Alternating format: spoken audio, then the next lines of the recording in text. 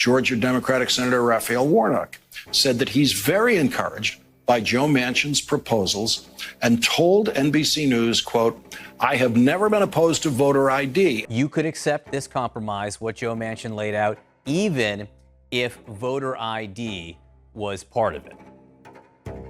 That's one of the fallacies of Republican talking points that have been deeply disturbing. No one has ever objected to having to prove who you are to vote. It's been part of our nation's history since the inception of voting. We have seen over the last 20 years a constriction on who has the right to use that right.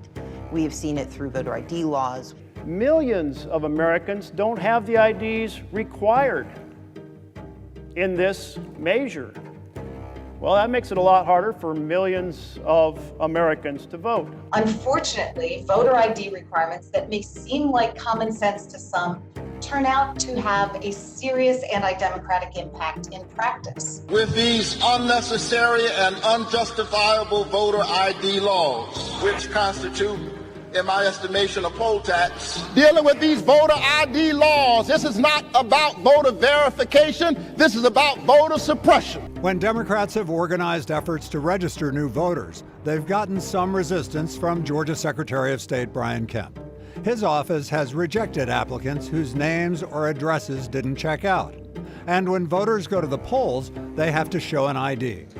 Democrats have described this and other measures as voter suppression. We know that voter ID laws seem perfectly normal, but if you lived in Alabama when they passed their voter ID law, they also shut down 2/3, I believe, of the organizations of the DMVs in black communities so that the very people who needed those IDs would not be able to get them. To intentionally, I believe, attempt to prevent whole populations of people from exercising their constitutional right to vote in their elections. Laws seem very basic, but the application and the implication is that your vote doesn't matter. The new law will now also require photo ID to request an absentee ballot, like voting in person.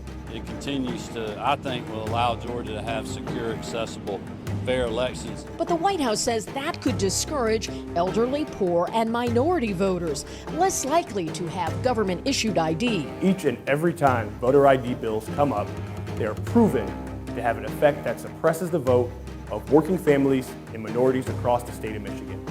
Join me in telling Republicans, cut the red tape on voter IDs and hands off our hard-earned right to participate in the voting process. When it comes to voter registration laws, one Tennessee congressman is speaking out. Representative Jim Cooper held a meeting in Nashville today to bring awareness to how he says ID laws like the one in our state hurt the vote.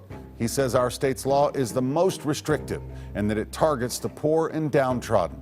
But he says you can combat the issue by going to the polls. The administration clearly so eager to speak out. The president also used Twitter and a more formal statement vowing to act.